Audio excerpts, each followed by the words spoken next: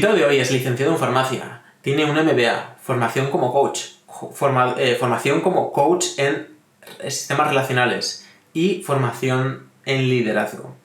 Ha ejercido durante 20 años como ejecutivo en multinacionales. También es formador en Barcelona Activa en temas como liderazgo, gestión del cambio o autogestión. Aparte también colabora con múltiples organizaciones, organismos para hacer cursos, formaciones y demás.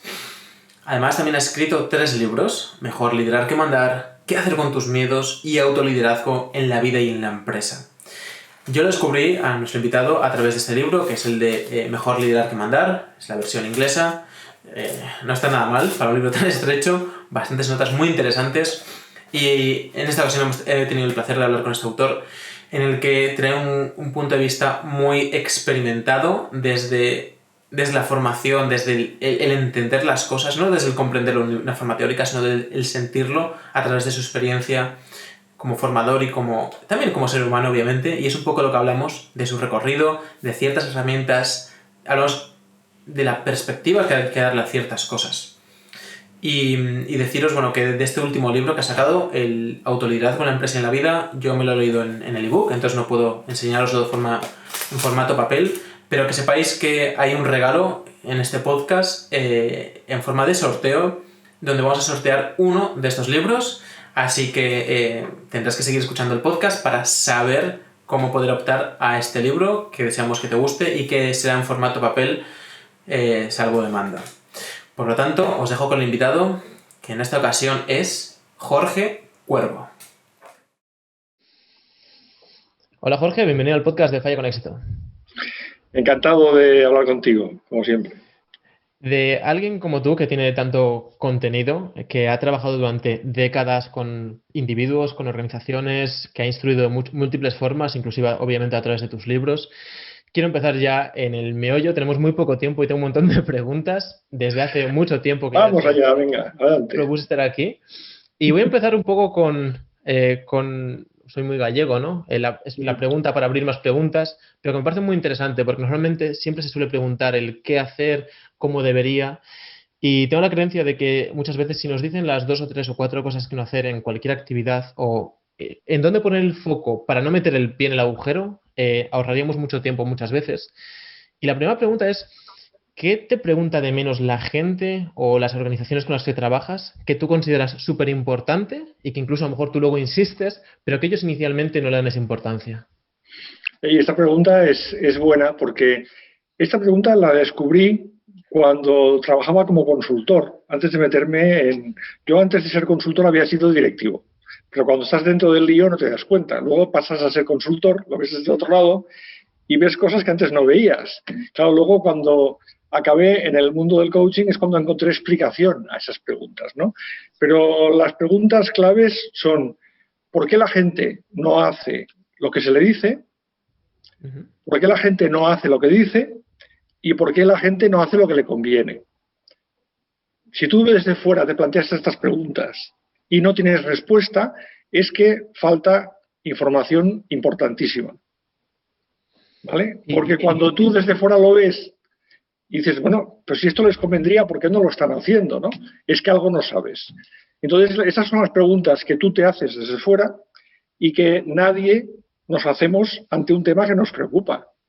Es decir, oye, necesito algo, un espejo, un sparring, alguien que me ayude a ver por qué estoy aquí dentro y no me estoy planteando estas cuestiones, ¿no? Es decir, una cosa que descubres luego cuando trabajas como coach organizacional es que las personas no nos gestionamos desde lo que somos, sino desde lo que creemos que somos.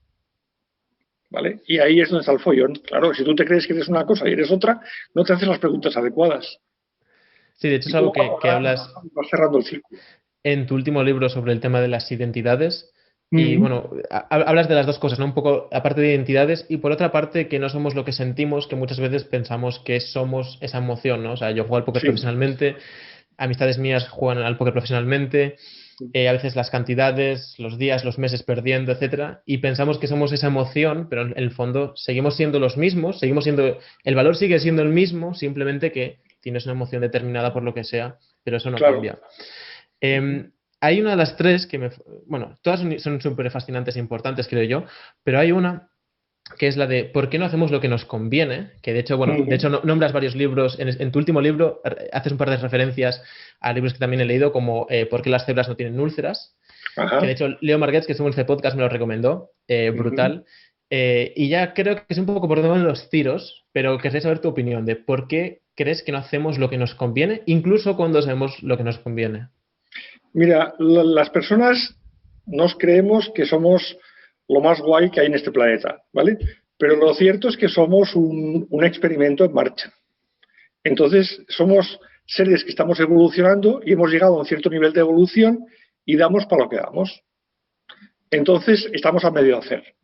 De manera que existen partes de nosotros que tienen tendencias o impulsos diferentes que tenemos que armonizar. Y esa armonización, la vida no permite todavía que la tengamos de nacimiento. Tenemos que currárnosla, tenemos que trabajarla. Y eso es lo que tenemos que aprender. Pues no, tenemos todo lo necesario, pero no está ensamblado. Y aquí está la dificultad que nos encontramos las personas. Por tanto, cualquier trabajo de desarrollo personal empieza sí o sí por el autoconocimiento, por el descubrir de verdad cómo vives tú eso, no cómo piensas que lo vives o cómo deberías vivirlo, sino cómo, en qué punto estás, ¿no? Este es un poco el sentido principal de mi tercer libro, ¿no? Que es el que has citado ahora. Y es la mayor fuente de problemas. Es decir, si yo no sé quién soy realmente, ¿cómo voy a saber lo que me conviene, ¿no?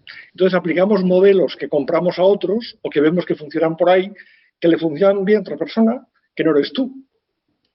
Y ese es uno de los grandes problemas, por ejemplo, del mundo de la autoayuda. Es decir, no es que siempre se venda humo, ni mucho menos, sino que son cosas que luego tú tienes que, digamos, que te pueden dar ideas que tienes que hacerte las tuyas después. No basta con que te apliques recetas de otros, tienes que construirte tu propia forma de funcionar. Eso sí, está muy bien ver lo que hacen los demás para tener ideas, pero no te exime el trabajo de integrarlo y de trabajar. Yo creo que todo esto se parece más a apuntarse a un gimnasio e ir, ¿sabes? En cierto modo, el desarrollo personal es un proceso de autoconstrucción y te pueden ayudar y hay cosas que tú solo no puedes hacer. Puedes llegar hasta un cierto punto, hay un camino, pero siempre tienes que poner de tu parte. De Entonces, hecho, en el libro tienes una frase, ¿no?, un poco en línea justo con lo que decías justo antes de esto último del gimnasio, que dice algo como, querer ser racional es un problema para la autogestión. sí. Y de hecho habla sobre esto bastante, sobre que somos seres emocionales y que de vez en cuando razonamos o que Sí. nuestras emociones actúan y nuestra mente justifica. Y los Sí. juegos de póker, aunque a veces bueno, no esté muy extendido el mensaje, nos consideramos súper racionales y que todas las decisiones son súper racionales y tienen una estrategia y un estudio detrás de miles de horas. Pero, y a pesar de que puede ser cierto puntualmente, no es tanto como creemos, ni siquiera nosotros, y en la vida los humanos tampoco. De hecho, yo cuando Claro. hago coaching a jugadores de póker, muchas veces les pregunto sobre sus acciones del día a día, pero cosas Claro. a veces muy, muy banales. Digo, ¿y por qué haces esto? Y se quedan colgados y dice, porque siempre lo he hecho. Pero no tiene una respuesta estratégica de, no, bueno, la razón de esta acción no la hay, ¿no? Claro. Explícanos por qué crees que querer ser racional es un problema para la autogestión. Mira, es interesante lo que has citado de los jugadores de póker, porque tenéis fama de ser magníficos ocultadores de vuestras emociones. Incluso hay gente que he visto que juega con gafas de sol. Por tanto, tan racional no debe ser el tema, ¿no? Al final debe haber algo de emoción ahí que interesa que no se descubra o que no se note, ¿no? Mira, lo cierto es que este es uno de los temas que están científicamente demostrados. O sea, hay muchos temas que están en investigación, en desarrollo, pero este aspecto en concreto de la relación entre la emoción y el pensamiento está científicamente demostrado desde los 90, desde hace, pues mira, casi 20 años o un poco más, depende un poco donde pongas el hito.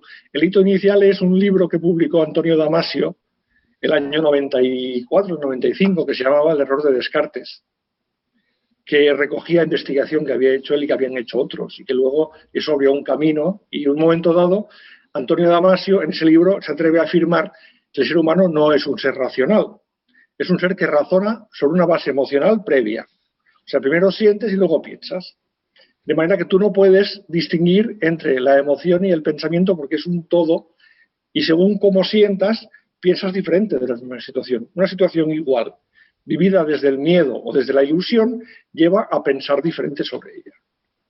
Entonces, nosotros esto no lo podemos evitar. Es decir, no está en nuestra mano evitar esta imbricación entre emoción y pensamientos. Por tanto, no podemos razonar ni siquiera muchas veces cuando estamos haciendo operaciones matemáticas. Porque si tú dices, no, vale, 2 y 2, 4, sí, pero si te están mirando o tienes prisa, ya te equivocas muchas veces. Es decir, el raciocinio es una parte del pensamiento y todo el pensamiento siempre se ejerce sobre una base emocional. Y así funcionamos. Entonces, tú esto no lo puedes cambiar. Lo que puedes es gestionarlo. Darte cuenta de cómo estás, serenar las emociones para pensar de la forma más clara posible. ¿Vale? Pero hay que perder toda esperanza de separar la lógica de la emoción. Al revés, se trata de aceptar que eso funciona así y saber tener la mente serena, calmando la emoción para tener una base estable. O sea, las personas no necesitamos estar perfectos para poder pensar con claridad. Necesitamos estar centrados, presentes. Y si la emoción está, vamos a llamarlo, serenada lo suficiente, ya nos vale. ¿De acuerdo? Cuando tú tienes la emoción alterada, tu pensamiento sale alterado y es cuando tomas decisiones inadecuadas. No sé si te lo he resumido más o menos, pero la idea es así. Claro, si tú te crees que eres racional, todo eso de la emoción y cómo te influencia no lo tienes en cuenta. Y por eso digo que es un problema para la autogestión. En cambio, para la autogestión lo que es útil es decir, oye, pues es verdad, a mí la emoción me influye. Bien, aprendo a tranquilizar mi emoción, a gestionarla para poder pensar con claridad. Esto es autogestión, esto es autoliderazgo. Correcto, que de hecho hablas, bueno, desde tu primer libro que te descubrí que hablas mucho sobre el liderazgo, que de hecho se lo regalé a una persona muy querida, que es uno de los mejores en deportes acuáticos de mi pueblo natal a nivel mundial. Y le regalé este libro porque bueno, tiene un restaurante y también lidera un equipo, etcétera, y le dije, me recuerda mucho a ti. O sea, no le dije, léetelo para, pero dije, es que me recuerda mucho a ti y le regalé este libro. Cuando hablamos de liderazgo, bueno, o sea, profundizas mucho en tus libros, tienes un montón de contenido en internet que ya he estado indagando por ahí, dejamos en la descripción toda la información, pero hay algo que yo siempre digo, de hecho lo digo en todos los podcasts casi, que es una frase de Víctor Frank que me fascina, que es la adversidad crea al hombre, la prosperidad crea al monstruo, ¿no? Y en este tercer libro empiezas un poco contando una historia personal tuya, que te ocurre algo, ¿no? Que es, digamos, algo adverso y que te ayuda a construirte, a adquirir otra perspectiva y todo esto, y Claro. y yo veo así la vida, es decir, yo veo que cada obstáculo, lo que percibimos como algo que no queremos, siempre nos va a ayudar a mejorarnos, ¿no? Claro. Y todo líder debería pasar por estos procesos para, obviamente, autogestionarse mejor y gestionar después esa responsabilidad que se le da como líder y a los demás. Y quería que nos hablas un poco sobre esta experiencia y cómo te cambió. Bueno, dos preguntas. Una, cómo te cambió en general, ¿no? Y por dónde quieras profundizar un poco. Y otra, ¿cómo cambió el pasar este proceso en tu percepción del tiempo? Vale. Bueno, vamos a empezar por la primera. Esta experiencia a la que te refieres, entiendo que te refieres a mi tema de salud, del proceso este autoinmune que sufrí y tal, ¿vale? Bien. Hombre, el punto clave es la aceptación. Es decir, tú tienes muchas dificultades ante cualquier cosa de la vida que tú no deseas hasta que aceptas. Cuando aceptas, aparece una posibilidad que antes no existía, que es que el problema sigue estando ahí, pero puedes obtener cosas positivas de él. Ojo, no digo que hay que tener problemas para tener cosas positivas. No, digo, ya que lo tienes, es decir, la vida te trae un problema que tú no querías. Punto. Eso no lo puedes decidir tú. Te ocurre. Lo que sí que puedes decidir es si me quedo solo con el problema o ese problema además me puede aportar, me puede abrir alguna puerta, puedo aprender algo, puedo crecer de aquí. Y esto es una de las bases de la resiliencia. Por tanto, la decisión correcta es ¿me quedo con el problema o con el problema y lo bueno que me puede aportar? ¿Vale? La decisión no quiero el problema no la puedes tomar. No está en tu mano. El problema ha venido, está en tu vida. Y entonces si tú llegas a dar este paso, puedes obtener cosas positivas de eso. Es decir, el problema gordo lo tienes y puede ser que eso se quede ahí o se convierta en eso y alguna cosa que te abra puertas y te abra caminos nuevos. Esa es una decisión sana. ¿Vale? Y esto es lo que la gente creo que le puede ayudar más. Céntrate en aquella decisión que tú puedes tomar. Si claro, te pones, mientras estás en lucha con el problema, por eso yo tampoco creo demasiado, bueno, yo no lo critico porque cada uno tiene que hacer lo que le sirva, ¿vale? Pero vivir un cierto problema de salud, por ejemplo, como una lucha o como una guerra, yo creo que no ayuda. Es decir, en la pandemia yo no creo que el virus nos odie, el virus nos necesita para desarrollarse. ¿Vale? Por tanto, vivir esto como una guerra, a mí en particular no me ayuda. Si alguien ayuda, que lo haga. No lo critico. Pero a mí personalmente me parece que es más el decir, oye, ¿esto está ocurriendo? Sí. Y a partir de aquí, ¿qué va a pasar? Pues que esto va a ocurrir sí o sí, y yo voy a ser diferente, voy a crecer, voy a aprender, o me voy a quedar como estoy, pero más amargado. Esta decisión sí que la puedo tomar. Y eso es lo que creo que cambia y claro, entonces, más que la percepción del tiempo, que es la segunda parte de la pregunta, lo que te cambia es la percepción de las prioridades. Es decir, si tú has estado yendo unos meses a hacer un tratamiento que durante un día a la semana te lleva a estar unas horas con gente que lo está pasando muy mal, luego sales a la calle y la gente te explica sus problemas y tú tienes que luchar para decir, oye, que esto el 80% de las cosas que nos preocupan o no van a ocurrir o no tienen importancia al final, ¿no? Entonces este contraste es una experiencia. Si después a esto le añades una estancia hospitalaria de X semanas en ese contexto, claro, evidentemente esto no se trata únicamente del viaje exterior, también el viaje interior que conlleva eso, ¿no? Y luego cuando vas allí no es que estés allí nada más, sino claro, te dan cosas que te hacen sentirte mal, o sea, pierdes capacidad de lo que tú creías que eran tus puntos fuertes ejercerlos, porque no tienes pilas. Puedes tener un momento en el que de repente te veas como te aceleras por la medicación y otro momento en el cual pues te sientes como si tuvieras 95 años. Y todo eso puede ser rapidísimo. Es decir, un poco la versión práctica de aquello de no somos nada, pues eso. Entonces, esto puede convertirse en una experiencia que te cambia bastante el orden de prioridades. ¿Sabes? Y eso en el libro lo explico un poco en el tercero, como la relación que hay entre la persona que tú eres y el personaje. El personaje que nosotros nos creamos para ir por la vida, lo que llamamos tener personalidad muchas veces, ¿no? Ese personaje tiene que trabajar para ti, pero muchas veces lo que ocurre es que tú acabas trabajando para él. Lo que yo siempre he hecho, lo que a mí me ha ido bien, lo que funciona, lo que no funciona, siempre desde el punto de vista del personaje que tú proyectas hacia afuera, ¿no? Y luego te das cuenta de que una gran parte de las cosas que ese personaje te exige y te hace ir todo el día corriendo y luchando y peleando por conseguir cosas, pues en el fondo, cuando conectas con la persona que tú eres, con tu esencia, pues no te importa gran cosa. Y cuando descubres eso, dices, ostras, es una experiencia muy reveladora. ¿Sabes? De todas maneras, este camino es un camino voluntario. Tú puedes pasar por todo este proceso y no hacer todo este trabajo. Algo te lleva, siempre algo aprendes, pero no nos olvidemos, los adultos aprendemos solo si queremos. Los niños aprenden o que no quieran, pero los adultos solo si queremos. Y podemos pasar por la vida pasando las canutas y no aprender nada, ¿eh? Es una opción. Has hablado de algo muy interesante que recientemente estoy hablando bastante de ello, que es el tema de la energía, ¿no? Porque muchas veces no nos damos cuenta de que, yo soy bastante joven, por lo general, ¿no? Si lo miras en un cómputo medio y la gente con la que me rodeo y los juegos de póker, el perfil suele ser bastante joven y se da por hecho el tema de la energía, pero muchas veces no somos conscientes de que nuestro nivel de energía puede ser muy superior, ¿no? Claro. Y ahora cuando has hablado de esto, de hecho hay algo en el libro que me parece también interesante para hablar sobre ello, que es un tema que me fascina una vez más, que es el tema del cortisol, ¿no?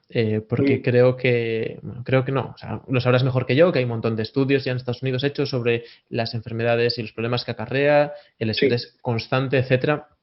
Y en el póker, como en muchas actividades profesionales, obviamente, hay mucho estrés, ¿no? Lo que pasa es que en el póker tu acción puede pasar de ser rentable a no rentable en un instante y eso acarrea un estrés, ¿no? Claro. Y querría inicialmente que nos comentaras tu percepción de la sociedad en general, como algo genérico, y cómo podría mejorar esta gestión del estrés para no tener tanto cortisol, ¿no? Más que centrarnos en la parte de por qué el cortisol es malo, que eso lo sabrá todo el mundo y lo aprende rápido. Sí. ¿Cómo podría empezar a hacer para mejorar un poco esto? A ver, este es un tema un poco largo de responder, porque esto sería prácticamente un curso, ¿vale? Pero lo que sí que podemos hacer en esta charla es dar criterio o señales de alerta, ¿no? El cortisol es la hormona del estrés, entonces se produce un efecto tóxico a medio plazo. ¿Por qué? Porque sirve, o sea, nosotros tenemos básicamente dos tipos de hormonas ante las situaciones de alarma. Si la alarma es aguda, tenemos la adrenalina. Es un chute, pero dura poco. Entonces la adrenalina te acelera el corazón, te dilata las pupilas, va muy bien si te ataca un león porque muy rápido o te ha comido o has escapado. Pero no dura mucho la cosa, ¿no? Y luego tenemos un mecanismo que es el que guía a través del cortisol, que es para soportar presiones de larga duración. Esto es lo que ocurre, y lo que explica muy bien en el libro de las cebras, que no tienen úlcera, ¿no? Sapolsky, que la vida moderna no nos deja respiro. Una cebra, cuando está ante un león, se asusta, pero entre león y león se recupera. Nosotros tenemos pequeños sustos y eso nos va produciendo una llamada, una reunión tensa, te dicen no sé qué. Entonces no tenemos momentos de recuperación. Eso produce que el cuerpo se sienta sometido a tensiones de larga duración, permanentemente en presión, y segrega el cortisol para aguantar. El cortisol, ¿qué produce? Produce un efecto de que tú te estás desgastando la maquinaria, pero no te das cuenta, porque es una hormona que sirve para que tú aguantes. Por lo tanto, tú vas aguantando y vas acumulando un desgaste, pero tú aguantas. ¿Qué ocurre? Que eso está pensado para un australopiteco o un primitivo. Es decir, al mismo tiempo que ocurre que tú te vas desgastando y vas aguantando, a nivel mental también pierdes la conciencia de estar mal. ¿Y qué quiere decir? Que tú piensas peor, pero no te das cuenta. Lo que antes se llamaba estar empanado, un poco para que nos entendamos, ¿no? Es decir, tu pensamiento pierde calidad, tú piensas peor de verdad, pero no te das cuenta, tú te crees que estás como siempre. Entonces es el peligro. El peligro del estrés no solo es que la maquinaria se desgaste y un día en el futuro, claro, si eres joven, pues esto probablemente no te va a ocurrir ahora. Tienes que estar muy estresado para que te dé un pasmo, ¿no? Pero eso produce un efecto acumulativo que pasa como aquellos viajes que pagas a plazos. Cuando el viaje ya ni te acuerdas, te vienen los pagos, ¿no? Y eso ocurre a partir de los 40. Y entonces ahí ya tiene mal arreglo. Pero es que, aparte de eso, el problema mental que produce el cortisol es que tú estás poco preparado para decidir bien, pero no te enteras. Tú te ves como siempre. Y entonces cuando te equivocas y tienes malas decisiones. Por tanto, hay como dos tipos de problemas, ¿no? A nivel mente y a nivel cuerpo puro. A una persona joven, hombre, lo físico ya le vendrá seguramente más tarde, aunque hay que decir que la edad del infarto se está adelantando, ¿eh? Antes era una cosa que pasaba por esto. Sí, ahora ya hay gente infartada con 30 y tantos, ¿eh? Pero a nivel mental, desde el momento que estás estresado, ya te está afectando eso. Y es cuando te equivocas, y aparte esto produce un fenómeno también muy interesante, y es que el cortisol alto te estimula el ego, que es la esencia del personaje que te decía. El ego, cuando uno se siente amenazado por la vida, empieza a pensar en blanco y negro. Amigo, enemigo, conmigo, contra mí. Por tanto, cuando tú estás en este estado de empanamiento mental, no solo no ves con claridad, sino que te pierdes mucha información, porque tu empatía baja y tu capacidad de análisis empeora. Es un cóctel explosivo. Tú imagínate esto, por ejemplo, yo he trabajado mucho con directivos, ¿no? Imagínate la importancia que tiene esto para una persona que ya su trabajo ya tiende a un grado de estrés elevado y que tiene que tomar decisiones lo más correctas posible cada día y superar crisis. Yo me imagino que a un jugador de póker también le pasa esto, porque tenéis una actividad que son horas de mantener la concentración y eso tiene que tener un... Claro, la única forma de darte cuenta de que estás así es o cuando la vida te pega un golpazo o cuando alguien te avisa, porque tú, cuando estás en la rueda, es lo que llaman los americanos la carrera de la rata o el hámster en la rueda.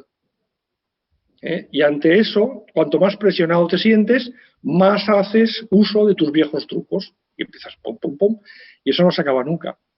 Por tanto, la mejor solución es que hagas caso de las voces que te ayudan o, si no estás en un grado de estrés alto, que seas consciente de que igual que tienes que cuidar el cuerpo, tienes que cuidar la mente y tienes que tomar parones, medidas que sean parones de actividad, practicar meditación, por ejemplo, o hacer actividades que te permitan hacer un parón para que no se dispare la curva del cortisol. Pero preventivo, hacerlo preventivo, porque si estás en la rueda no te vas a enterar. O sea, ¿tú a los ejecutivos les dices esto? ¿O hay algo que...? Porque estoy seguro que alguno te dirá, sí, Jorge, sí, muy bonito, pero Sí. es que si tuvieras mi agenda... Bueno, claro, hombre, yo fui uno de ellos, entonces podemos hablar un lenguaje parecido, ¿sabes? Pero yo recuerdo una vez, claro, no puedo exponer el caso concreto, pero puedo explicar alguna, pues, por confidencialidad, ¿no? Pero recuerdo que una vez estaba con una persona que tenía un problema de estrés y yo le dije, oye, he pensado una solución para ti, mira, podrías dejar de comer a mediodía y si tú dedicas 1 hora y media a trabajar más, pues cuando pase la semana tienes una jornada laboral prácticamente nueva. Y el tío, yo eso lo dije serio, ¿eh? Y el tío se me queda mirando como diciendo, se está quedando conmigo. Y dice, oye, pero ¿cómo voy a dejar de comer? Que me voy a morir. Y entonces yo le dije, correcto. ¿Y por qué piensas que tu mente le pasa algo diferente? Si tú no dejas que tu mente se recupere y no la alimentas, ¿qué va a pasar? Pues que con el cuerpo es evidente que te mueres y la mente se te muere poco a poco y no te enteras. Y se quedó pensativo, ¿no? Y funcionó, porque tomó conciencia. La forma de trabajar estos temas, primero, es darte cuenta, tomar conciencia. Y alguien te tiene que despertar si ya estás en la rueda. Y si no estás en la rueda, saber qué te va a ocurrir, que no se escapa nadie. Y prever actividades que impidan que entres. Dicho esto, si entramos en qué hay que hacer cuando hay un estrés, ya sería entrar en otro terreno que aquí nos iríamos por otra Sí, charla, ¿no? es Pero yo algo creo que que como bastante os criterio puedes... esto es muy importante, porque eso lo que más nos fastidia a los humanos es, no, yo puedo con esto, yo puedo con todo. Ese pensamiento es muy peligroso, ¿sabes? Sí, de No, hecho, yo puedo con esto, yo puedo, ¿eh? la fuerza bruta, a ver, yo pensaba mucho así. Yo estaba contento de con 18, 19 preparar oposiciones para bombero, ir a Claro. correr, no soy gallego, encontrarme un tractor y echarle una carrera y volver a casa y decirle a mi madre que estoy más loco que un vasco. Pero te das cuenta rápido de que la fuerza bruta no gana nunca a los hábitos, a los sistemas y otras cosas, ¿no? Claro. De hecho, has dicho ahora algo referente a algo que te he apuntado, ¿no? Que citas en el libro casi con esta exactitud, que es la gente no resiste el cambio, sino el ser cambiada. Y que la incerteza inspira el miedo, la resistencia y el comportamiento tóxico. Claro. Aunque yo creo que no todos, porque empiezas a desarrollar una mentalidad como la que decías antes, ¿no? De utilizar el obstáculo para beneficiarte, una vez tienes que pasar por algo, decides utilizarlo a tu favor, ¿no? Claro. ¿Y cuál crees que es la principal diferencia entre estas dos formas de pensar, ¿no? El que se suele acercar a esto con una actitud positiva, por resumirlo, o que sea que le va a beneficiar. Mira, cuando un cambio te apetece, te viene bien, eso nunca da problemas, ¿vale? Los problemas los dan los cambios que te vienen mal. Entonces la pregunta es, ¿qué quiere decir para ti que te vienen mal? ¿Qué es lo que está provocando que tengas esa sensación de que me vienen mal, ¿vale? Y aquí entraríamos en la casuística, pero como norma, digamos, general, para que cada uno reflexione. Cuanto más una persona está vinculada al personaje que se ha creado para ir por la vida, más le cuesta cambiar. ¿Por qué? Porque la persona es algo enorme, pero el personaje siempre es mucho más limitado. Es una versión pobre de lo que es la persona, ¿vale? Cuando tu personaje tiene un gran predominio en tu vida, tú te encanta el personaje que tienes y lo vives todo el día, pues lógicamente cuando hay un cambio, ese personaje sí que es cambiado. Por tanto, el personaje se resiste. Cuanto más te vinculas con él, no sé, por ejemplo, una pregunta, ¿no? Tú, si yo te pregunto así, a saco de entrada, ¿tú quién eres? ¿O tú qué eres? ¿Qué es lo primero que te viene? Bueno, yo eso lo tengo bastante tal. Por lo general suelo responder lo que la gente quiere escuchar a veces, que es la profesión, pero Sí. yo no pienso así, yo no pienso en que soy una profesión. Lo primero que te viene. Pues pienso que soy escritor, pienso que soy deportista, pienso que soy padre. ¿Y cómo sabes tú que eres todo eso? por las múltiples mini identidades de cada una de esas actividades que hago y que me gusta hacer y que sigo cultivando. Porque, por tanto, cuando yo te pregunto ¿tú qué eres? Pregunta de presente, tú me respondes con lo que tú sabes de ti hasta ahora. Tú me das una respuesta de pasado. Yo te pregunto ¿tú qué eres? Y tú me explicas lo que has sido hasta este momento. Cuando a una persona le preguntas quién es, te responde por lo que sabe de sí misma, que es lo que ha vivido. ¿Vale? Pero nadie te habla de sus potenciales. Nadie dice, pues yo soy un potencial astronauta, o... ¿Me explico? Es decir, nosotros de forma intuitiva nos vinculamos, nosotros procedemos de un bicho que vivía en un entorno estable, peligroso pero estable, una selva o una jungla, o fuese una sabana. Nosotros valoramos lo que somos por lo que hemos visto de nosotros mismos. Pero nosotros, ¿qué somos realmente? Somos todo lo que hemos hecho más todos nuestros potenciales. Todo aquello de nosotros que podríamos ser y no sabemos porque la vida no nos lo ha pedido. Y si una persona se presenta como yo podría ser el futuro presidente de Estados Unidos, pues pensarás que está loco. Pero una persona es lo que ha sido más todo aquello que podría ser. Si tú esto lo tienes claro, si tú eres como persona el conjunto de lo vivido más lo que podrías vivir. Y el personaje hace referencia a lo que tú has hecho hasta ahora. ¿Lo pillas? El personaje, sencillamente, es la personalidad que tú te has construido viviendo, pasando experiencias. Pero el personaje no es la persona. Faltan todos los potenciales. Y cuando tú te ves sometido a una situación imprevista, por ejemplo, un mundo cambiante como el actual, una pandemia, muchos recursos que tú necesitas no están en lo vivido. No te sirve. Están en lo potencial, en lo que tú podrías ser. Por tanto, la supervivencia de un humano hoy en día en un entorno cambiante depende tanto o más de lo que podría ser como de lo que ha sido hasta ahora. ¿Y lo que podría ser lo valoras en base a habilidades, actitudes? Todo. Esa actitud abierta hacia el cambio significa que yo de entrada soy capaz de pensar que para mí el cambio no es un cambio que me cambia, es un descubrimiento.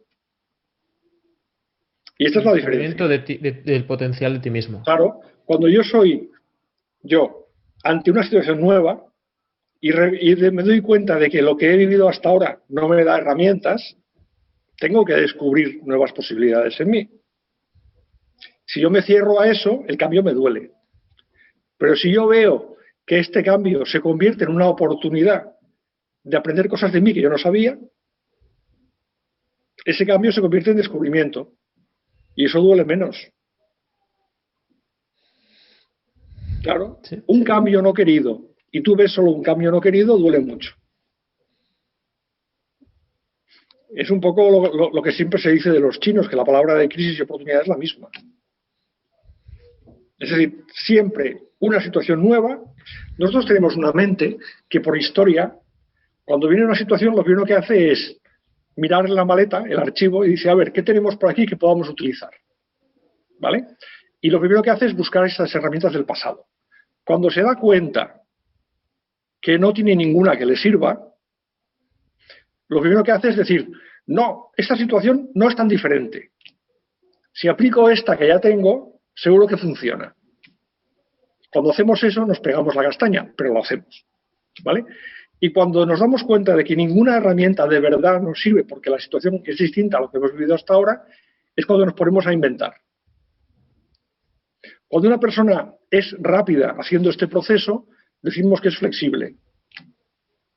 Una persona innovadora, tal. Cuando una persona no es rápida en este proceso, decimos que es una persona muy poco flexible, resistente al cambio, o lo que sea.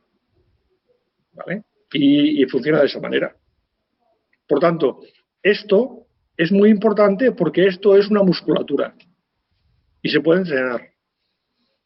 Y no hay nadie que se libre, porque tú puedes ser muy flexible en un tema y yo en otro. No depende del tema, depende de cómo lo vives. Si te viene bien o no te viene bien, es una percepción. ¿Vale? Entonces, se activa el proceso y cuando llegas a esta parte 3, por así decirlo, al punto 3, ya es cuando descubres. Entonces dices, ostras, ¿cómo he cambiado y cómo he aprendido? Y eso te produce satisfacción y felicidad después. O sea que estáis de acuerdo con la frase de Tony Robbins de que progreso igual a felicidad. Depende porque Robbins es americano, ¿vale? Y los americanos, sí. O sea, en esencia, visto, si Robbins fuera tibetano, te diría sí. Pero como Robbins es americano, hay que decir sí, pero ojo, no confundamos felicidad con éxito. ¿Vale? La felicidad es como lo vives tú internamente. Y el éxito siempre depende de otros, de alguien que te valore, que te aplauda o que te compre tu libro o lo que sea. Entonces, cuidado, que si tú estás confundiendo felicidad y éxito, pones tu felicidad en manos de otros. ¿Vale? Si fueras tibetano, ese peligro no lo hay porque el tema de marketing no lo tienen tan desarrollado. Entonces dirías, no, la felicidad es una percepción interior. Y ya, vale, perfecto. ¿Vale? Lo aclaro más que nada por si alguien tiene la paciencia de llegar hasta aquí con nuestra charla, que vea la diferencia. Es decir, tenemos que matizar porque es un matiz importante. Sí, Pero sí que es importante que saber que la felicidad tiene mucho que ver con haber superado dificultades e incomodidades. Por tanto, muchas veces la comodidad es enemiga de la felicidad. ¿Crees que es porque has añadido más herramientas a tu caja de herramientas y te sientes como más preparado? Sí. Sí, yo en mi libro sostengo, en el tercer libro sostengo que esto es una musculatura y la musculatura se entrena. O sea, tienes que ir practicando. Tampoco tienes que agobiarte ni obcecarte. Es decir, es ir aprovechando cada día las pequeñas situaciones del día a día para ir cambiando la trayectoria. Es decir, yo no tampoco propongo el cambio radical, la muerte a saco. Y hay gente que le va, hay gente que no. Yo lo que creo es que tú puedes decidir muchas veces, que a veces la vida no te deja, te pone un problema gordo y hay que afrontarlo. Pero eso ocurre relativamente pocas veces. La mayor parte de las veces son microdecisiones que tú puedes ir cambiando cómo las tomas y cómo las vives y va cambiando tu trayectoria. Y cuando vienen las gordas te pillan preparado. Esto es un poco como yo lo veo. Es decir, hay que tener en cuenta las microdecisiones. Felicidades por llevar este fragmento del podcast. Ahora te dejo seguir con la conversación, pero primero quiero decirte cómo puedes optar a este sorteo por el libro de Jorge, su último libro, Autoliderazgo en la vida y la empresa. Bueno, empresa y en la vida. Sortearemos una unidad de este libro en formato papel que será enviado directamente a tu casa. La duración de este sorteo es de 7 días, o sea que los requisitos que voy a decir a continuación, si en 7 días no han sido cumplidos, no hace falta que los ejecutes, aunque estaremos muy agradecidos. Lo único que has de hacer son 2 cosas. Una es suscribirte al canal de YouTube de Falla con Éxito, de David Huerga, _podcast Falla con Éxito. Y 2, dejar un comentario. Pasados estos 7 días, haremos desde la publicación del podcast en el canal de YouTube, haremos un sorteo.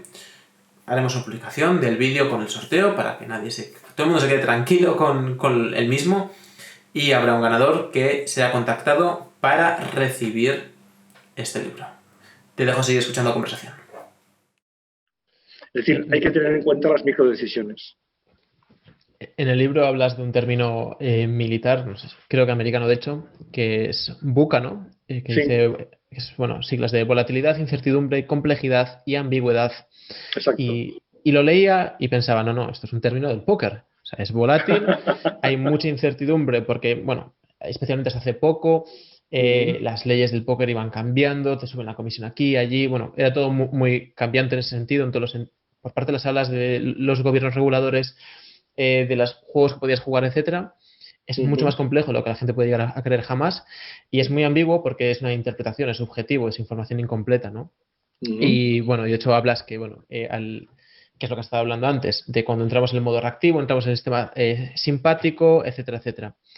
Y cuando lo leía y te estaba leyendo esas páginas sobre esto, pensaba, el ser capaz de desarrollarse en un entorno así, que es lo que planteas a partir de ahora en el mundo, con el COVID, que va a ser bastante cambiante, etcétera, que de hecho muchos autores ya empiezan a sujetar esta idea, yo creo que lo que estamos un poco comentando, te hace mejor.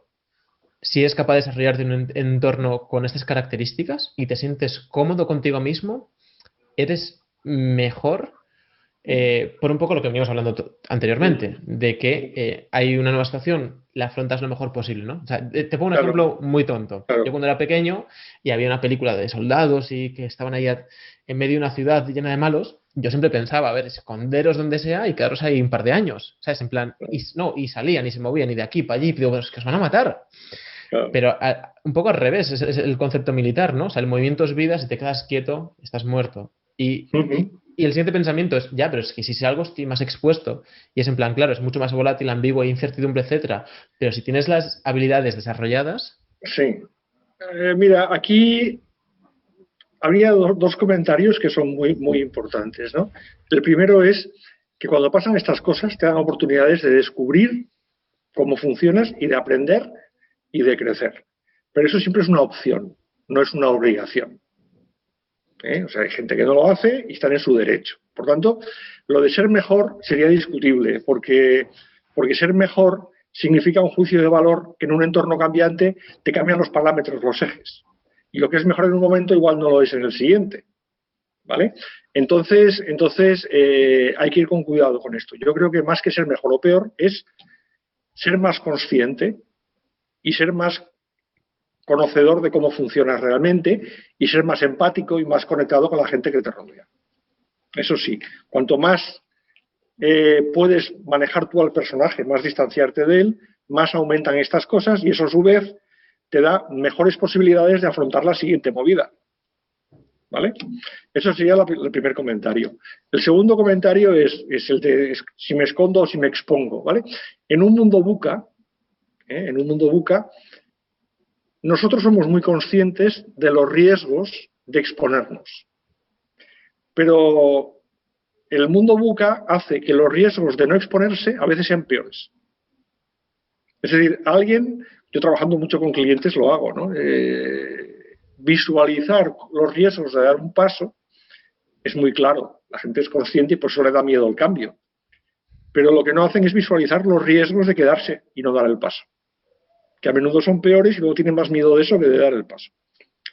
Entonces, en un mundo buca lo que nos pide es, aparte de ser conscientes de los riesgos de dar un paso y exponerse, darte cuenta de cuáles son los riesgos de no hacerlo, que a veces son peores. Es decir, tú imagínate que estos soldados que están ahí escondidos no supieran si los van a bombardear si se quedan ahí.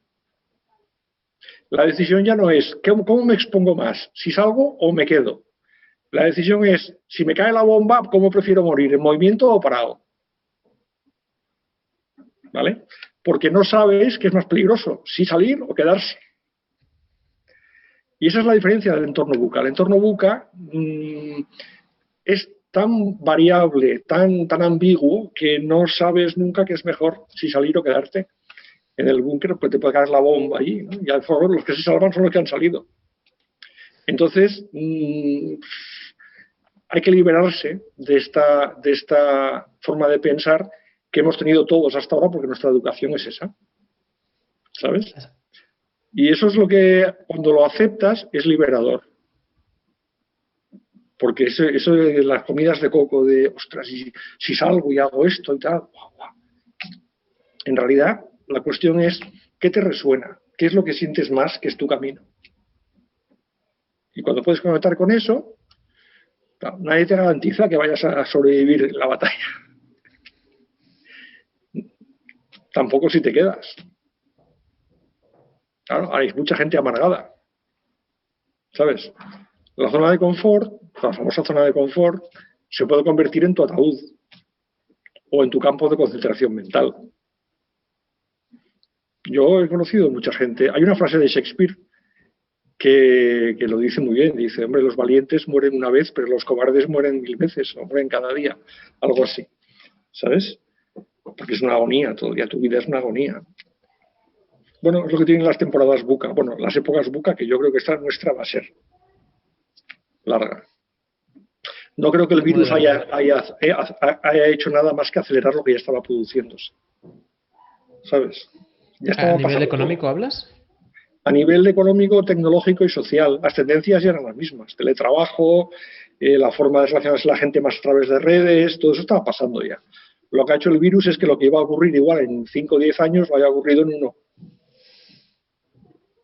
Sí, lo que pasa es que ha cerrado puertas. A pesar de que Sí, claro, estaba siendo el camino o la dirección, puesto, a no, lo no, es mejor. traumático, es traumático, es traumático y duro, y duro, es así. Pero bueno, lo que yo creo que ha sido más que un cambio radical, ha sido un acelerador. Desde mi punto de vista, lo que voy viendo yo con la gente que hablo y tal, ¿sabes? Porque los fenómenos que se han acelerado ya estaban produciéndose, poquito a poco, ¿sabes? No sé, cada uno también según la percepción que tenga. Yo como veo mucho transversal, he sacado esta conclusión. Antes bueno, has nombrado el tema de la energía y ahora has dicho compuesto de concentración. En tu libro sale Víctor Frank varias veces. Soy súper fan de Víctor Frank. Em, y bueno, supongo que lo llevarás en ese plano, pero ¿cómo crees que la gente, también una vez más, algo genérico, incluso algo práctico que puedan aplicar en su día a día desde ya, cómo pueden mejorar sus niveles de energía? De hecho, bueno, es decir que en el tercer libro hablas de ello y das herramientas para Sí, mejorar tus niveles de energía, pero, o sea, bueno, no te digo necesariamente que digas de respirar y abrir los brazos y beber agua, sí. pero ¿cómo crees que la gente podría mejorar sus niveles de energía que incluso ahora lo que comentas, no? Están bastante bajos. Bueno, hay el campo de cómo nutrirnos de energía, que de eso hay mucho publicado, ¿vale? Y tanto a nivel, es decir, a nivel físico, evidentemente se trata de comer bien y evitar toxicidades y adicciones, ¿vale? A nivel emocional, se trata de estar rodeado de personas que te generen emociones positivas, ¿vale? A nivel mental, se trata de tener pensamientos lo más sanos y menos obsesivos posible. Y a nivel, vamos a llamarle espiritual, se trata de estar conectado con algo que tenga sentido para ti, una misión, un trabajo que te llene. Claro, cuantos más factores de estos tengas, más te alimentas de energía. Pero igualmente importante es evitar las fugas de energía. Las fugas de energía vienen sobre todo por los estancamientos, por las obcecaciones. ¿Vale? A nivel físico, por supuesto, sería pues, comer mal, descansar poco y usar tóxicos, ¿no? Esto es obvio. Pero a nivel emocional, por ejemplo, es cargar con relaciones tóxicas. Eso desgasta muchísimo. A nivel de pensamiento, sería cargar con pensamientos rígidos que ya no funcionan. Obcecarte en sostenella y no en mendalla cuando ves que aquello no va. Entonces ahí no Pero tú ¿cómo mucha energía. diferencias el que no va y que debes dejarlo o el que no va y debes persistir en la tarea, en lo que sea? A ver, si tú tienes el grado de consciencia suficiente, y para eso pongo en el libro ejercicios, claro, evidentemente, hay que hacer cosas para darte cuenta. Si todos nos diéramos cuenta de natural, pues no haría falta porque tendríamos ya esta capacidad, ¿no? Entonces yo por eso la última parte del último libro son, bueno, todos mis libros la última parte son ejercicios, los tres. Pero en este último incluso es hasta más grande que los otros, porque son ejercicios para darte cuenta, ¿vale? Por lo tanto, todo parte de la autoconsciencia. El proceso es darte cuenta, autoconsciencia, aceptación de que eso está ahí, y a continuación saber cambiar el estado, tu forma de estar, ¿vale? Y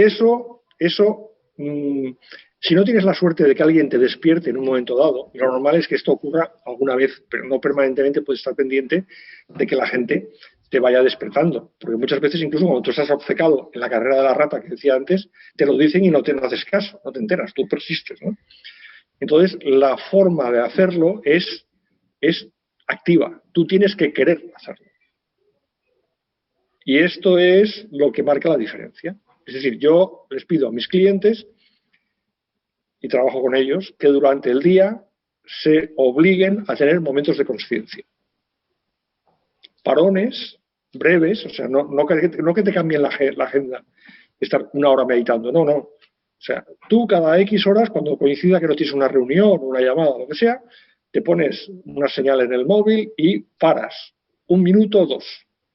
Y te das cuenta de cómo has ido viviendo la parte anterior del día y cómo quieres vivir la siguiente.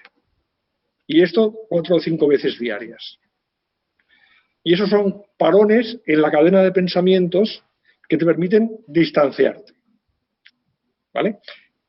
Y bueno, y los ejercicios, te digo, que pongo en los libros son para eso, básicamente. Para tomar distancia del personaje y verte como desde fuera. Como decir, ostras, estar todo el día en la trinchera pegando tiros, no, no, no, vamos a parar, salimos y vemos. Y eso es una actividad voluntaria. Y eso es el problema que hay siempre con todos estos procesos y los libros muchas veces de autoayuda y tal. Que no te explican muchas cosas, pero no te dicen que eso siempre hay que querer hacerlo. Al final hay un momento, una vez al día, 4 o 5, una vez al mes, cuando quieras tú, que tienes que decir, paro y lo hago. ¿Sabes? Y eso no se puede hacer de otra manera.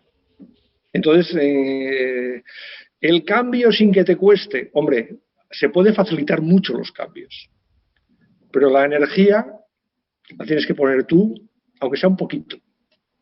Y luego puedes, eso sí, decidir, no, yo quiero algo muy radical, quiero un cambio hormiguita, puedo hacerlo de muchas maneras, pero tienes que ponerte tú. Es una labor proactiva.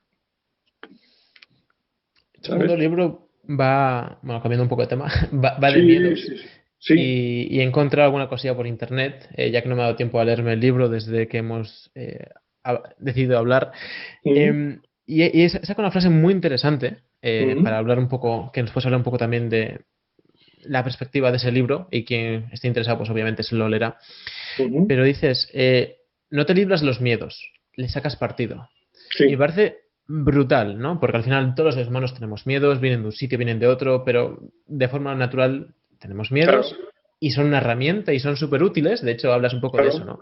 Y quería que nos hablas un poco de esto, de por qué no te libras de ellos, pero especialmente cómo sacarle partido a los miedos. Hombre, el miedo es un mecanismo de la vida.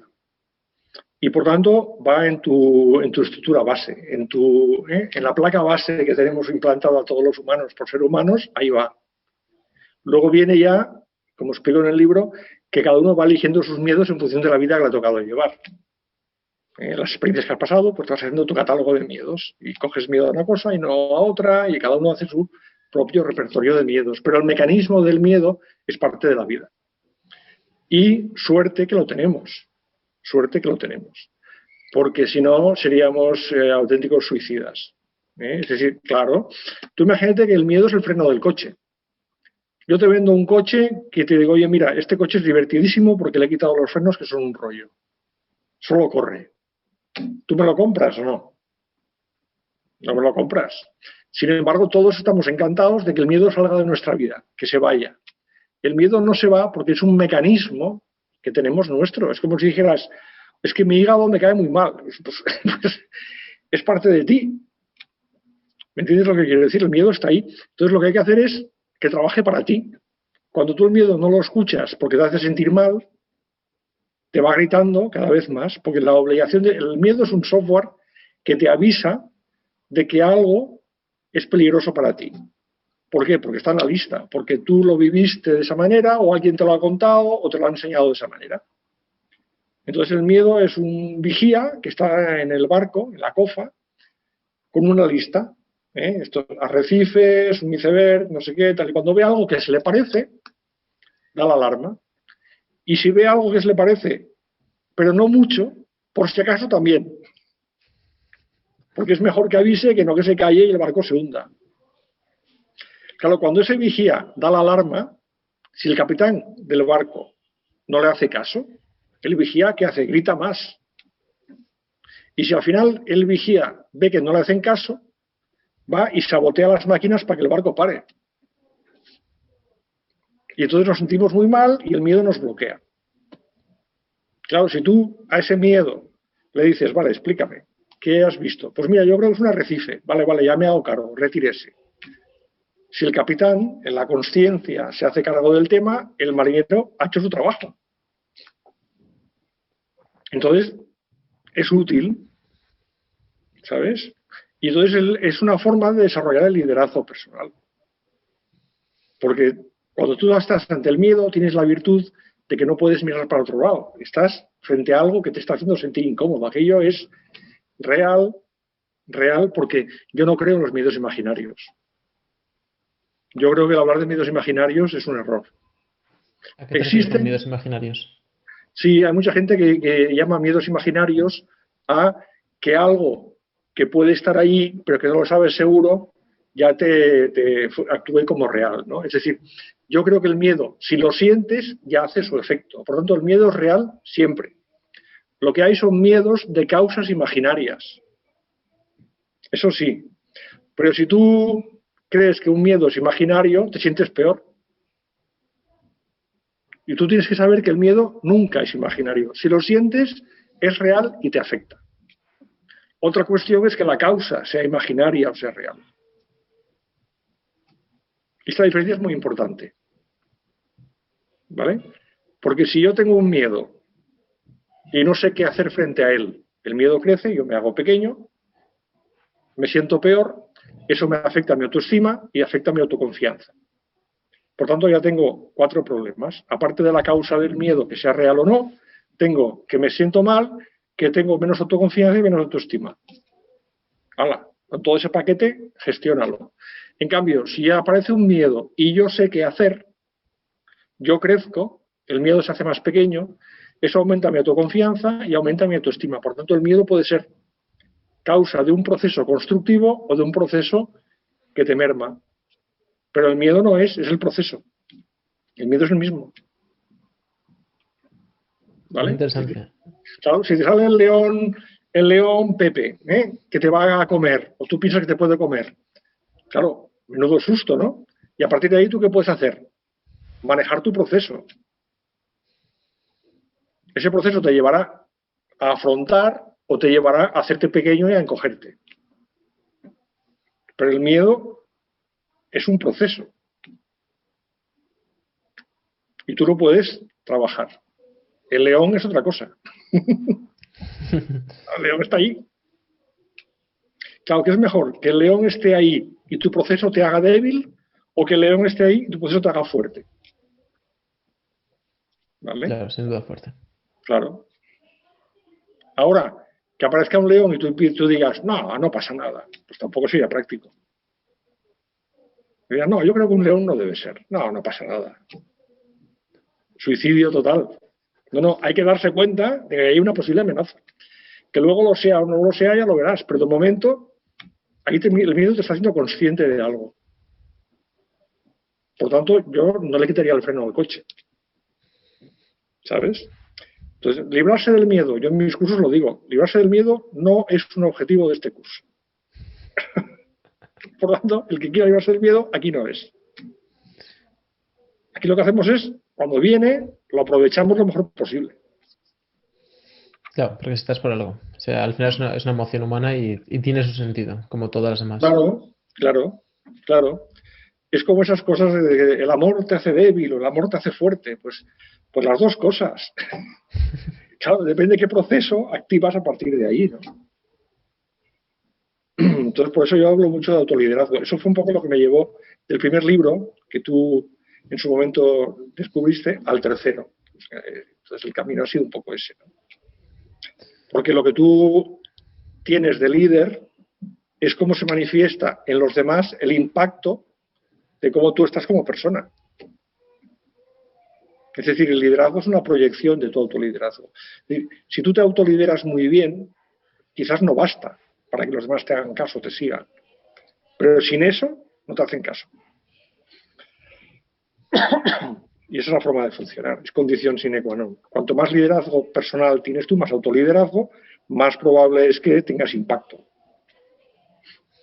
Tal cual, de hecho hay una frase que acabo de recordar del primer libro, revisando los posits que te he enseñado, que dices algo como que el liderazgo es una posición que se te da en base, es que aparte lo leí en inglés, es una posición que se te da en base a tu proyección o a tu autoliderazgo o algo en estas líneas. Sí, es decir, el liderazgo de hecho es un tipo de relación humana.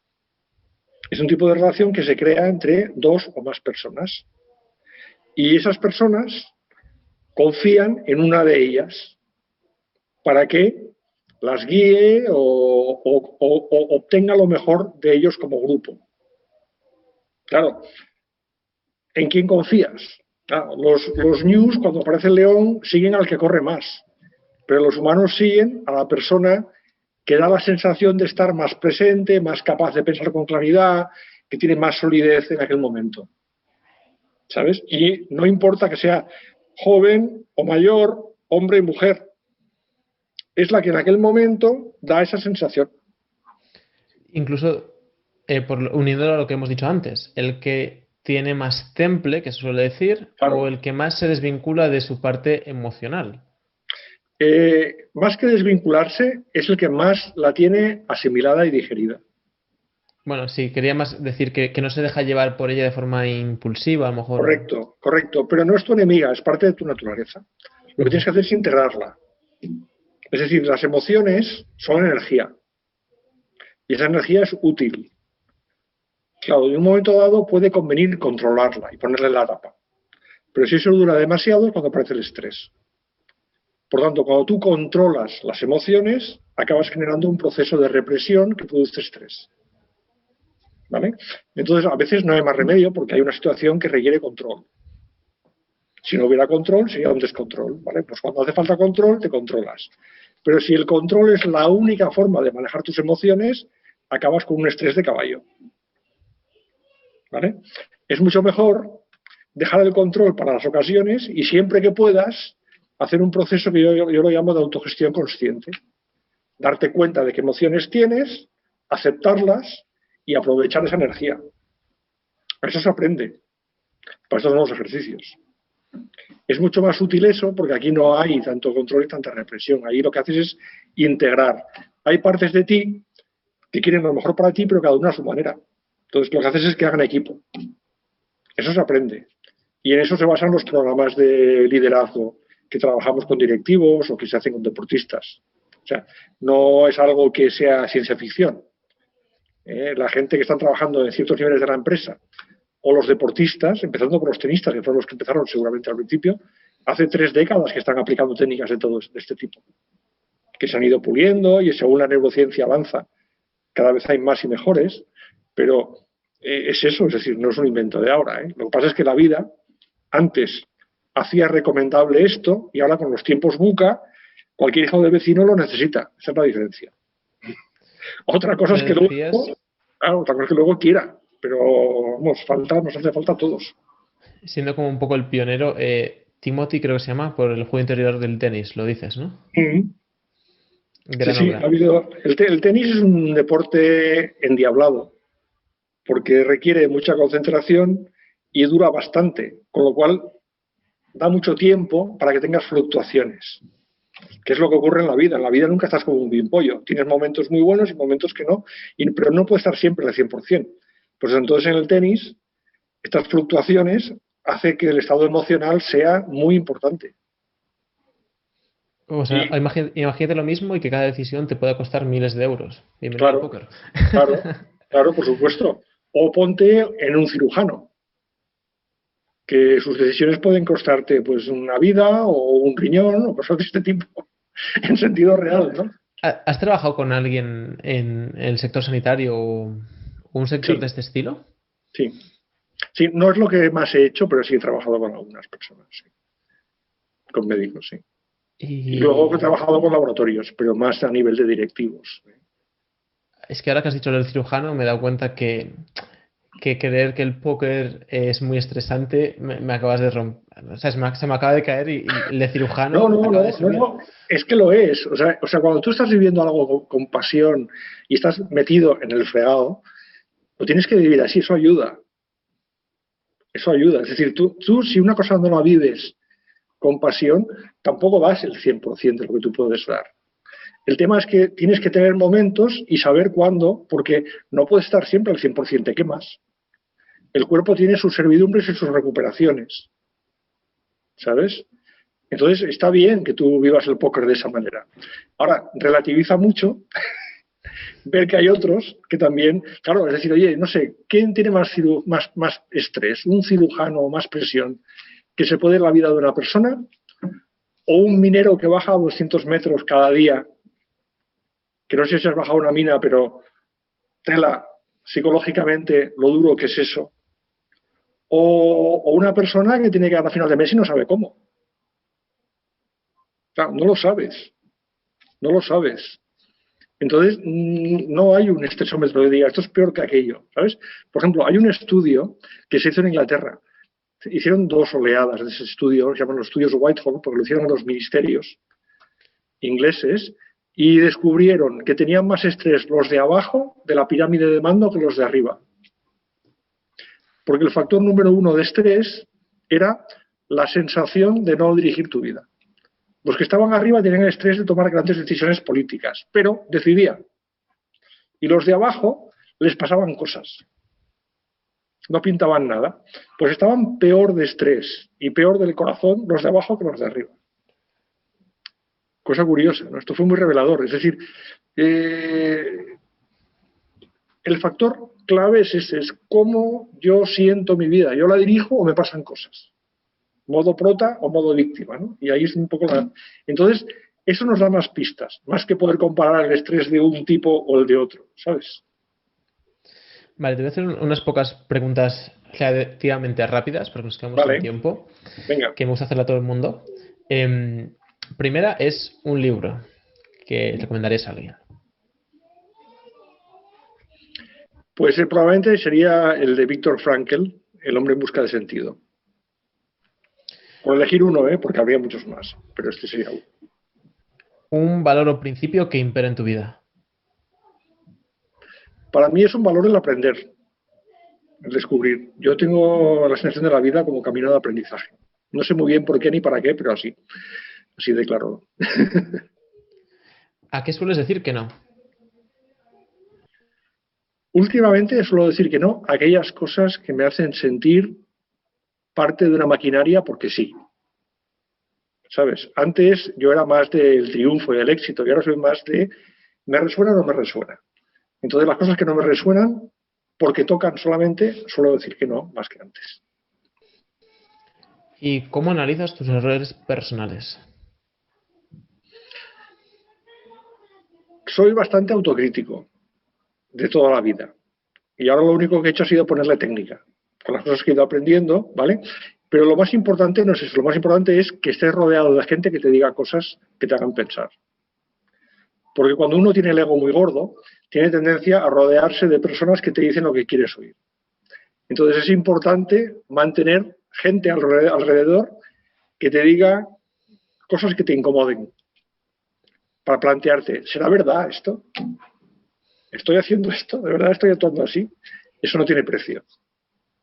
Pero bueno, es decir, rabia. En vez de buscar gente que apoye el sesgo de confirmación, que es lo que solemos hacer, ¿no? De tomamos una decisión y decimos, no, pero es que fulanito me ha dicho que también. Y simplemente es porque le hemos preguntado a fulanito por el sesgo de confirmación. Claro, esto no es nadie libre de ese peligro. Entonces, tener gente que pueda decir eso, eso, vamos, para mí no tiene precio. Increíble. Tus 3 libros, los líderes no comandan, no lideran. Sí, en castellano se llama Mejor liderar que mandar. La traducción.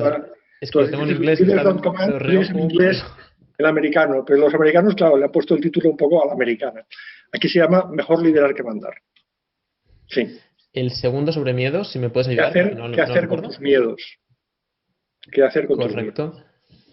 Y el tercero, autoliderazgo en la empresa y en la vida. Correcto. Los 3 los puedes encontrar en internet. Sí, y a ti, bueno, coméntanos si quieres dónde te pueden localizar. Tienes un canal de YouTube, de hecho, Jorge Cuervo. Sí. Bueno, hay varios Jorge Cuervos de aclarar. Sí, pero dejar el enlace. Es que se ve que algún cuervo, yo soy de origen asturiano, ¿vale? Entonces algún cuervo asturiano fue a Colombia y triunfó, porque está lleno de cuervos y hay alguno que es futbolista y alguno que es cantante de música de caribeña, con lo cual saturan bastante los canales. Yo humildemente me dedico a temas más ocultos o discretos, ¿no? Pero sí, tengo canal de YouTube, estoy en redes básicamente, sobre todo en LinkedIn como profesional, Facebook y Twitter, pero sobre todo me muevo en LinkedIn y Facebook, ¿no? Y por supuesto tengo mi web, que es berforconsulting.com, pero no hay mucho problema. Tú pones en el Google Jorge Cuervo y es relativamente sencillo, claro, con 3 libros publicados y tal, para encontrarme, ¿no? Sí, y luego pues, también tengo algunos programas en Barcelona Activa, por ejemplo, que son de tipo gratuito. No digo otros que son ya de universidades o de empresas, ¿no? Pero en Barcelona Activa, por ejemplo, en Barcelona, pues tengo algunos programas activos que son acceso de cualquier persona y gratuitos. También pueden ser interesantes. Vale, o sea, dejaremos todos los enlaces en la descripción para la gente que esté interesada y pueda profundizar más. Y bueno, solo darte las gracias por tu tiempo. De ¿Verdad? hecho, te lo comenté y revisando un poco la conversación de Twitter, estaba leyendo este libro en Filipinas mientras jugaba al póker y te había enviado una foto, de hecho, del libro. Se vino conmigo hasta Asia y di vuelta. Ujú. Y fue un placer descubrirte, me fascinó tu enfoque y cómo narrabas. Incluso algunos temas ya los había leído previamente y son temas que indago desde hace más de una década, Ujú. pero me encantaba tu forma de estructurarlo, me encanta tu forma de estructurar y hablar sobre las temáticas. Así que, Ujú. bueno, muchas felicidades por los libros una vez más y por tu tiempo. Pues muchas gracias y espero que lo que hemos hablado pues tenga interés y sirva de orientación o de pistas para quienes nos puedan ver. ¿Eh? Y mucha suerte con tu canal, con tu podcast y con tus Gracias. aventuras de póker. Muchas gracias, Jorge. Un fuerte abrazo. Gracias.